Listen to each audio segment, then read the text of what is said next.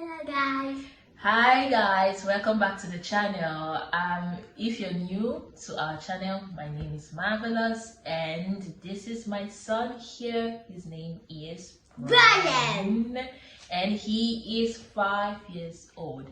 So today I'll be telling you my experience giving birth in Ukraine as a teen mom and as a first time mom. So if you're interested in this, sit back, relax, and let's do this.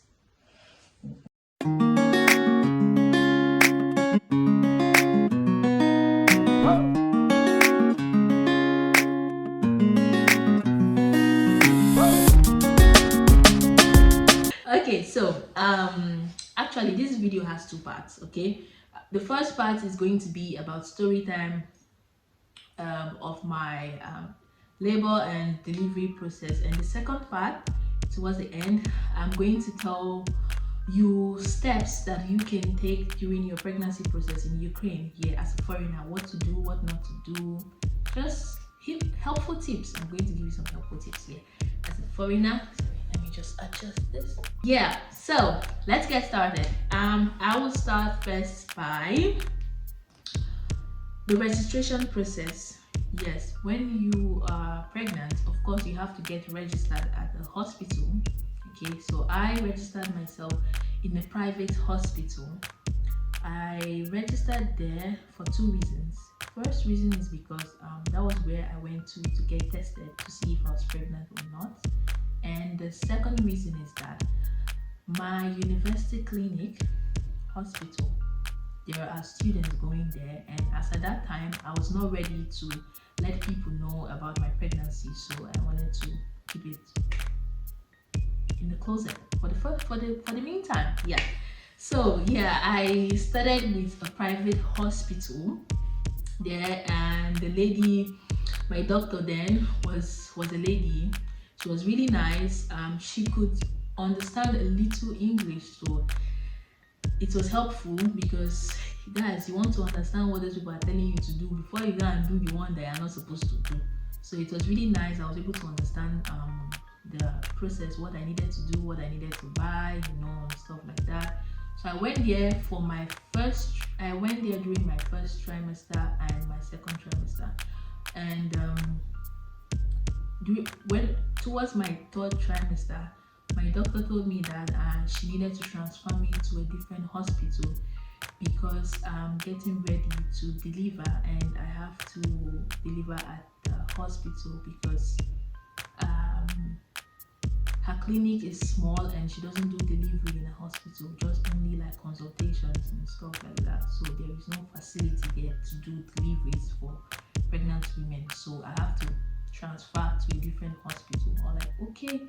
So she told me, since I'm a medical doctor, I'm a medical doctor. Yep.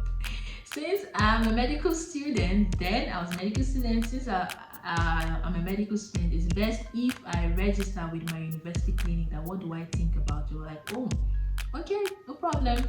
As at that time, towards my third trimester, of course, people already knew about it, so I was comfortable moving to the university clinic. Yeah, so she said, okay, no problem, that would be really good because there I can even find doctors who could speak English, since it's like a medical a school setting, so I can easily find someone that understands English there. So I'm like, okay. So I got transferred to the university clinic, my school university clinic. So I got to meet my new doctor. This time around it was a guy that I met, and guys, this guy could speak very good English. His English was clean. So it was a breakthrough for me. Like, I was really happy and relieved because I was scared that I might not meet someone who would understand me, who I can understand. So it was a really good thing for me. So I was with this guy and it was really nice. I don't know, maybe because I was pregnant, but the guy was so nice. This doctor was really, really nice. He really helped me, explain so many things to me and stuff like that. So yeah, I was with him. I went for my checkup. When you are pregnant, for the first two trimesters, you go for checkup maybe twice a week or maybe once a week, even sometimes once a month. There you go. But towards the end, you start going in a week. You can even go like 3 times because you're getting ready, so you have to make sure everything is working as planned. So you have to go there as often as possible when you can. So yeah, getting to my EDD, my date of delivery, a month before, my doctor told me that I have to get admitted in the hospital because it's a law, a rule or a law in Ukraine that pregnant women, a month before they give birth, they have to be registered in the hospital just so that they can monitor you closely before you give birth, because anything can happen towards that period. Okay, so like, wow, this is a big issue because I was still in school. School had not closed. It was around December, first week of December, when he told me about this. I was like, okay, can I get back to him about it? I need to speak to my school to try to sort out things with them. I'm like, oh yeah, sure, no problem. I'll just get back to him as soon as possible. So I spoke with my agent, Pastor Dr. Gibson. Thank you, sir. If you're watching this video, thank you, sir. I love you, sir. So I spoke with him and he was like, oh, sure, no problem. We can speak to the dean and then see what we can do about it. So we went together to the dean, told him about it, and he was able to give us permission to finish the semester 2 weeks before the usual date of time we needed the semester to close. So I got 2 weeks off before the normal time. So I met with my doctor and I told him I was able to get only 2 weeks, not 1 month. Is this okay? He was like, oh yeah, it's something that they can work with, but I still have to get registered in the hospital that as if I'm a patient. Okay, so for the first 2 weeks I have to come to the hospital every morning because the professors and doctors are going to do ward round, so they need to meet me on my bed. If not, the doctor will be in trouble. I'm not supposed to be out of the hospital during that time. So I made an agreement with him that every morning as early as 7:30, 8 o'clock, I'm already in the hospital before they start their ward round. So I will come there, lie on the bed and pretend like I'm a patient. And then after their ward round, checking and everything, I go for my classes like that. So I did that for the first 2 weeks. And after I was done with my semester, my exams and all that, I moved into the hospital fully with my stuffs and everything that I needed for delivery. Okay, so yeah, I was there and it was time for me to deliver. Okay, my EDD was 25th of December 2016. But guys, I gave birth on the 28th of December. Why? You know now, Brian. Not be today when you get wahala. You don't take. You know they hear. So yeah, I gave birth on the 28th. So on the 25th, there was no show, no contraction, nothing. I was completely okay. So my doctor was like, okay, we should wait till the next day. Waited 26th. Guys, nothing though. I can't pay bala and gaba, like I don't move, no shaking, no pain, no contraction, absolutely nothing. I was like, okay, let's wait till 27th. I still there like that though, nothing changed. So I was like, okay, he's going to give me till afternoon, that 27th afternoon. If there is no sign or any movement whatsoever, then he will have to induce me. So waited till afternoon, around that kind of 1 or 2 thereabout. Still nothing, so he decided to induce me. I got induced towards the end of that day, around that time, 7 or 8. My friends, they came over, they come almost every day to visit me at the hospital. Like, guys, they were super helpful. I love you guys. Thank you so much, people. Thank you guys. Like, really, like, I have the best friends in the whole world, really. What more can I ask for?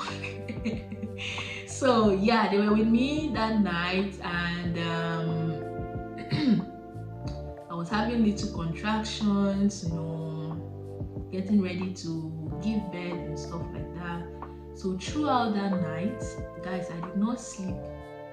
Like, sleep no come my eyes. Every hour, it was as if the contraction was getting stronger and stronger, like every 2 hours, every 3 hours. So really, that night was a night. It was a night. Just say it was a night.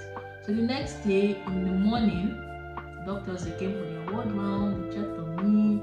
I think around 9, my doctor came, he checked, and he found out that I was 3 centimeters dilated. Guys, only 3 centimeters. After all the stress why I go through that night, I thought by the next day I should be like 10. 3. When he told me I was only 3 cm dilated, I said, After all those things, all those pain that I felt, it was funny, But after everything, he told me that okay, that right now in 30 minutes he will come back to the room to take me to the delivery room where they will start getting me ready for delivery. Okay, no problem. So I was there. 30 minutes later, like an hour later or so, he came back. They took me, my stuffs to the delivery room. So I was there. I waited there. They will be coming every 30 minutes to check up on me. I think it was around the kind 10:30. They came back to check me, and they found out I was 5 cm dilated. I'm like, finally, we're moving forward. We're moving forward. So I was 5 cm dilated, and he was like, they will have to break the water so that they can see the color of the water, know if they will proceed with the process or they will take me for surgery. Okay, so but before that, let me mention, I think it was in my second trimester, they told me that looking at the circumference of the baby's head, that they are not sure I'll be able to do normal delivery because of, now my small stature. I'm really small. So but they said they won't conclude till like towards the end, and they'll see what they can do. So when they mentioned the part of the amniotic fluid and stuff like that during that delivery time, so he said that they will check the water. If the water is clear, then everything is okay. I can continue with the process of normal delivery. But if it's dark, then they will have to take me for CS because the water is contaminated and they'll have to take the baby out immediately. I'm like, okay, no problem. So 15-30 minutes later, they broke the water and they found out that it was dark. It has meconium inside the baby's poo. So like, oh, they need to take me to the surgery room, that I have to call someone so that they can sign, on the paper and give their consent. So like, okay, no problem. I took my phone and I called my friend, told her, Lovina, where are you? Are you around? Are you anywhere around? I will need you to come over to the hospital immediately. We're like, oh, why? What happened? So I explained to her. She was like, okay, sure, no problem. She's coming back now. Like, okay. Then I called the next person, which was Amarachi. This girl killed me that day with laugh. I said, Amarachi, is there any way you'll be able to call me as soon as possible? Like, oh, why? What happened? I told her, I'm going in for surgery now, and they need anybody that can come as soon as possible to like sign the document. Like, oh, really? Okay, and no problem. She's coming now. Let her just go to the hostel and get her anointing oil. I say, like, I should no worry. The next time maybe she be there. Amachi killed me that day. Oh, I was just laughing. I'm like, Jesus Christ, Amachi. So yeah, but they were able to make it on time. They came, they signed the documents, and they prepared me for the delivery. I wanted to call more people. I wanted to call my baby's daddy, Steven. I wanted to call my mom, I think my pastor. I can't remember exactly, but I think I later called my mom. They were taking the phone from me that I just need to call only one person, and there's no time. They need to take me to the room. I beg them, please, one more person. Let me just call my mom, at least to tell her what is happening and stuff like that. So I can't remember if I called my mom or my pastor. Really, I can't remember what exactly happened that day, but I knew I was able to speak to one of them. And they told me, just words of encouragement that everything will be well. They prayed for me, and I gave my phone to the doctor. They took me to the delivery room. They took me to the surgery, the theater, to get me ready for surgery. And then the anesthesiologist I met there, he was really nice, very funny guy, really funny guy. Like throughout the process of surgery, he was just making me laugh. And he cannot speak English, so he was trying his best to use English to speak to me. I'm like, guy, just no worry, no stress yourself, it's okay. But he had to, make sure I was okay, I was conscious. So he was asking me questions and stuff like that. Yeah, my friend couldn't enter the surgery room till after the child was out, after the baby was out. So when the baby came out, the anesthesiologist was like, wow, everybody was so happy. The doctors were like, wow, your baby is out and stuff like that. I was happy. Then the anesthesiologist was like, wow, four words. They was trying to tell me that there are 4 babies. Like, say 4, guy, no joke that kind joke. But like, oh no, 3. I looked at him, he was lying down like this. He was like behind me standing. I was looking at him. He was like, no, 3. I said, guy, I go leave now for this hospital run. 3 ways, who born 3 pikin? So he was like, I joking, only one. I like, no joke like that though. Boy, no, I don't run come up for this hospital. I'm gonna find me.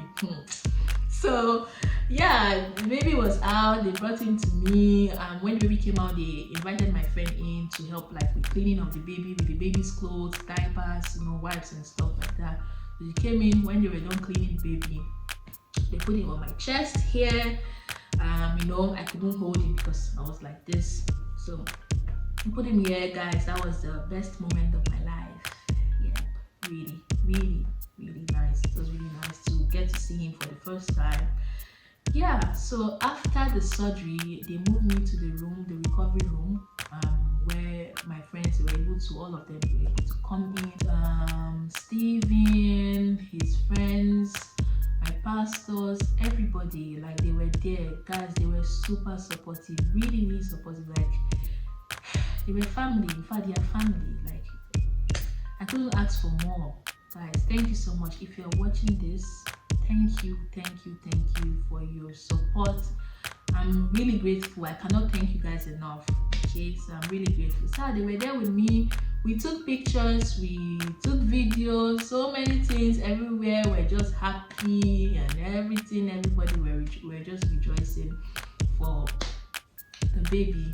So yes, after that I had to stay in the hospital for 7 days because it's normal. Like after CS, you have to stay for at least 7 days in the hospital. But the normal delivery you can stay like 3 days or 4 days. I'm not sure, but you stay like lesser days than CS. Because yeah. So yeah, after that, 7 days later, I got discharged. Of course, you have to like get the necessary drugs that you need. They will give you like the list of drugs that you need to buy for yourself, for the babies and stuff like that. So yeah, that was how I got discharged, went home, and that's it. That's what happened to me in my labor delivery process. Yes. So now we're going to move to the second part of this video, which are the steps and the tips that you need as a pregnant lady in Ukraine and you are a foreigner. So I will be giving you guys some helpful tips and what you need to do. I have my book here where I wrote down some things so I don't mix things up. So the first thing you need to do in Ukraine as a foreigner is to get registered in any hospital of your choice. It could be a private clinic, it could be a government hospital. Okay, so it depends on what you want and what you can afford. I would advise you go for the government hospital because you don't pay anything. The private hospital, if you're going to have appointment 3 times in a week, that 3 times you pay for appointments, yes, and you pay for your drug, you pay for everything. But with the government hospital, you don't need to pay for any appointment. The only thing you are paying for are the drugs that you'll be using during your pregnancy. Okay, you're not paying the doctor anything, like you're not paying for ultrasound, nothing, just yourself. That's the only thing you need to pay. Okay, so that's the first thing you need to do. Get registered for your antenatal care. Okay, next thing you need to do is to prepare for your delivery. Of course, it's obvious. You have to prepare, buy the things you need, the baby clothes, diapers, everything you need for delivery. Just get those things ready, especially before that 1 month that you have to go and stay in the hospital. So it's very important you get those stuff ready for your delivery. Okay, so the next thing is since I mentioned payment, so payment, you don't pay even for the delivery. I can't remember if we didn't pay anything. I didn't pay. It was Steven that actually paid for everything, and I can't remember. He didn't pay for like doctor's like delivery fee, or like, do you get what I'm saying? The only thing that he had to do was to like get the list of things that the doctor wrote down for him to buy from the pharmacy. So that was the only thing we bought. Aside from that, nothing. We don't pay for any of those things. Anything in the hospital bed and stuff like that. No, you don't pay for those things there in the hospital. But you can decide to give your doctor money just to say thank you. Oh, thank you so much. You were really helpful and stuff like that. So yeah. So roughly what you will spend for drugs, all those things during your delivery should be from $200 to like $500. But this thing depends on the city, guys. Someone in Kyiv definitely is going to pay more than someone staying in Ivano-Frankivsk. So it depends on the standard of living and where you are staying. So it can't really give you a definite price that it's standard, this is what you need to pay. No, but just put it here in your head that nobody's asking you for money. whatever you are doing, they are giving it to you, paper. This is what you need to buy them from the outlet and bring it to the doctor, and then he'll use it to treat you. Okay, so that's it. And the next thing I want to say is yeah, the after delivery, when you finish giving birth to your child, they are going to give you a paper containing information about you and your child, details, date of birth of the child, time when the child was born, name of hospital, name of how many kg your child weighed, all those information about your child. So they'll write those things down on the paper and give to you. That paper is very important, so you need to keep it very well, because when you leave the hospital, that is what you will need to use to get the birth certificate for your child. So it's very important. Okay, so that's what you need to do after delivery. After delivery, you have 1 month to go to the child service to get the birth certificate for your child. I don't know the name, I don't know what that office is called, but your doctor will tell you the name and the address of where the place is located in your city to get this document for your child. So you take that paper from the hospital, go to the child service, give it to them, they will look at it and then create a birth certificate for your child. You will give them the names you want your child to bear, any information you want, you give it to them, and then they create a certificate for your child. Okay, and yeah, mind you, if you are not yet married to the father, if you are not yet if you are not yet married to the father of your child, the child is not allowed to answer the father's name until you are married. That's Ukraine, their policy. So you have to give them a marriage certificate at that office where you are going to collect the birth certificate. So you have to write the name of the child and then the surname. So if you want your child to answer the father's name, you have to present them with a marriage certificate. Without that marriage certificate, your child cannot answer the father's name. The child has to answer the mother's name. Okay, so that's one thing I wanted to point out. So you can get that ready, your marriage certificate ready before giving birth, so that you don't have to start running up and down to get that done. And to get the child birth certificate, you have 1 month after delivery to get that, because that paper, that document lasts for only 1 month. After 1 month it expires and you have to go back to the hospital to get another paper.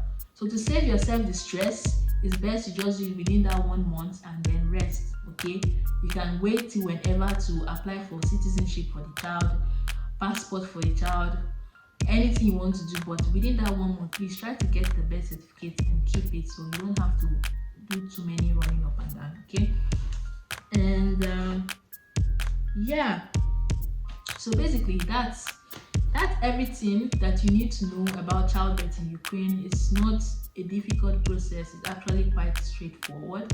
Okay, and the only challenge I think you will have as a foreigner is just the language barrier, because it is what it is. We don't know how to speak Ukrainian or Russian, so definitely it's been very difficult to communicate with our doctors.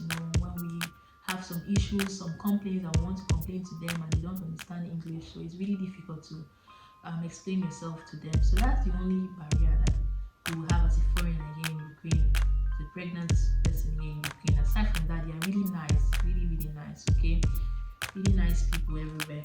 So yeah, if there are any questions you would like me to answer about this topic, please feel free to drop it in the comments. And if there are topics you would like me to also tell stories about, please feel free to drop it down in the comments, and I will be super happy to do them for you. Yes. So guys, that will be all from me. Thank you so much for watching. If you want to see more videos like this, subscribe and turn on your notification bell so that you can get notified whenever I post a video. And if this video was helpful, please give it a thumbs up and share my videos. Thank you so much. Alright guys, until next time, thanks for watching. Bye.